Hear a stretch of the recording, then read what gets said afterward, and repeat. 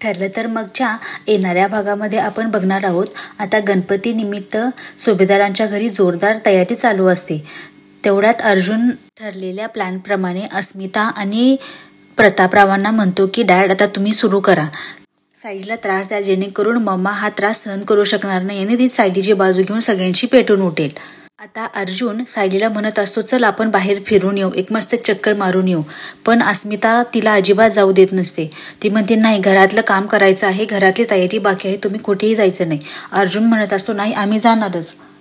पण अस्मिता म्हणते की नाही घरातून कोणीही जायचं नाही. असं म्हणून ते दोघे एकमेके सायलीचा एक एक हात ओढत असतात. सायलीचं हे मधी वांग होतं हे कल्पनाला फावत नाही.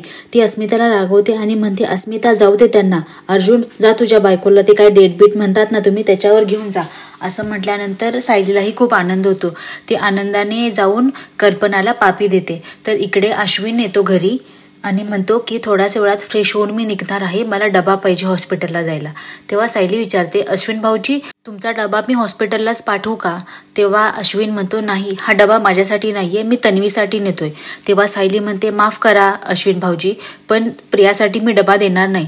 जी माणसं मिठाला जागत नाहीत त्या माणसांना सुभेदारांच्या घरून जेवण जाणार नाही.